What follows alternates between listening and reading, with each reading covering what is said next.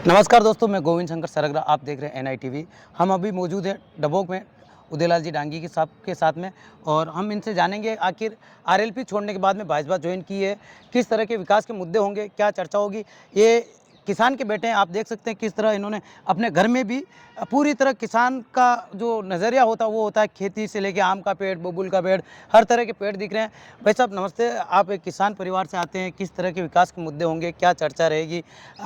RLP से जुड़े हो और पहले भारतीय जनता पार्टी में थे, अब अचानक आप RLP में गए, क्या रहेगा, किस तरह आप जनता के बीच में जाएंगे और क्या विकास करेंगे आप। देखो, वल्लभ नगर विधानसभा एक मेरा परिवार है और वल्लभ नगर की मतदाता और कार्यकर्ता चाहते हैं कि यहाँ कोई किसान का बेटा आए और किसान की समस्या सुने। जी।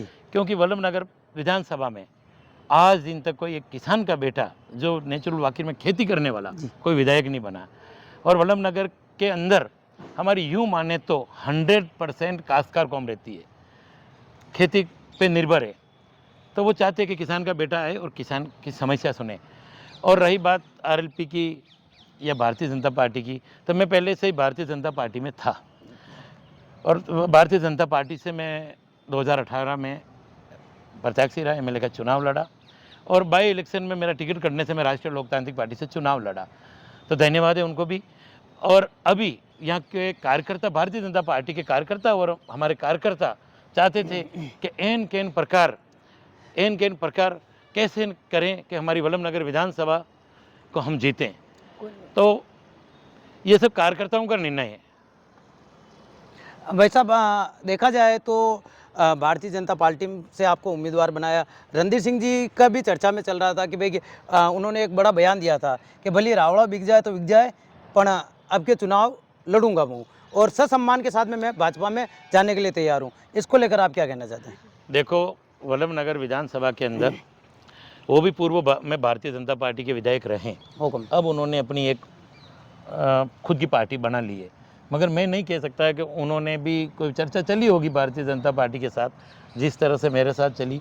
तो मेरे तो वल्लभ नगर के भारतीय जनता पार्टी के कार्यकर्ता चाहते थे कि हम फिर से मिलकर इस वल्लभ नगर के अंदर जो कांग्रेस का जो आतंक जो चला है पिछले 50 साल से, जो कांग्रेस का एक ही परिवार राज करता आ रहा है, उसको कैसे हम हटाएं। और यहाँ का जो 2 साल का जो कार्यकाल है, उस कार्यकाल के अंदर वल्लभ नगर को भ्रष्टाचार में 1 नंबर पे ला दिया। तो कैसे इस वल्लभ नगर में कांग्रेस को हराए और भारतीय जनता पार्टी का कमल खिलाए। तो ये कार्यकर्ताओं की ये सोच के हिसाब से मैंने कार्यकर्ताओं के लिए भारतीय जनता पार्टी का दामन थामा है। आपने एक बड़ा आरोप लगाया कि कांग्रेस में भ्रष्टाचार हुए हैं, सड़कों का निर्माण हुआ है, तो आप किस तरह देखते हैं, किस तरह इन लोगों ने भ्रष्टाचार किया, क्या मानते हैं आपकी सड़कों की क्वालिटी और निर्माण में लेकर किस तरह भ्रष्टाचार हुआ है। आए दिन सोशल मीडिया के माध्यम से रोडों का हाल देख सकते हैं।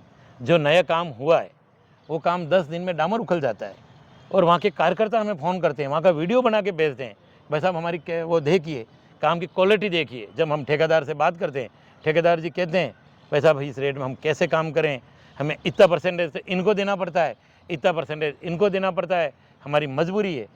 मैं तो यही भी बताऊंगा कि जब बिल बनता है, बिल से वापस MB भरने से पहले तो रोडों की रिपेयरिंग चालू हो जाती है। ये कंडीशन हमारे वल्लभ नगर विधानसभा की है, चाहे तो मैं प्रूफ दे सकता हूँ आपको। भाई साहब विकास के मुद्दों की बात हुई, भ्रष्टाचार की बात हुई, आप RLP से इसमें आए, दिल्ली आपको बुलाया, तब आपको क्या लगा था कि आपको भारतीय जनता पार्टी ज्वाइन कराएगी या कैसे क्या रहेगी, या RLP या दोनों से एक ही बैनर के तले चुनाव लड़ेगी, तो किन बातों को आपको चर्चा की गई और किस तरह आपको RLP से सीधा भारतीय जनता पार्टी में लिया गया। वल्लभ यहाँ उदयपुर जिले के भारतीय जनता पार्टी के कार्यकर्ता, जिला अध्यक्ष जी और संभाग लेवल के जो भी प्रभारी रहे, उन्होंने मुझे फ़ोन किया कि भाई हम चाहते हैं कि आप चुनाव लड़े। तो मेरी एक चर्चा रही कि चुनाव तो मैं लड़ ही रहा हूँ, अगर आप अवसर देते हैं तो मैं आपके सिंबल से चुनाव लड़ने को तैयार हूँ। यहाँ के कार्यकर्ता भी चाहते थे कि अपन भारतीय जनता पार्टी के सिंबल से चुनाव लड़ो, क्योंकि ये चुनाव वल्लभ नगर के कार्यकर्ता और मतदाताओं के लिए अहम है। और मेरे लिए भी 2 चुनाव हार चुका हूँ, मैं भारतीय जनता पार्टी से भी चुनाव हारा हूँ और राष्ट्रीय लोकतांत्रिक पार्टी से भी चुनाव हारा हूँ। तो कार्यकर्ता और मतदाता चाहते थे कि भाई साहब इस बार हम एक होकर चुनाव लड़ें और कांग्रेस को यहाँ से हराएं और वल्लभ नगर का विकास कराएं। जनता सेना, कांग्रेस और आरएलपी से आप इसमें आगे, आरएलपी से आपके कोई उम्मीदवार नहीं है। सबसे उदयपुर की सबसे हॉट सीट मानी जाती है वल्लभ नगर की। तो क्या मानते हैं आप, कितने इस बार कितने वोटों से आप विजय होंगे, क्या लगता है आपको? मेरा तो ये कि संभाग में वल्लभ नगर विधानसभा का कमल रेगाड़ तोड़ वोटों से जीतेगा। तो ये थे उदयलाल जी डांगी, जो आरएलपी छोड़कर भाजपा में ज्वाइन हुए हैं। और देखने वाली बात तो ये होगी कि जनता किसकी ओर अपना वोट देती है और किसको अपना उम्मीदवार बनाती है, ये तो आने वाला समय ही बताएगा।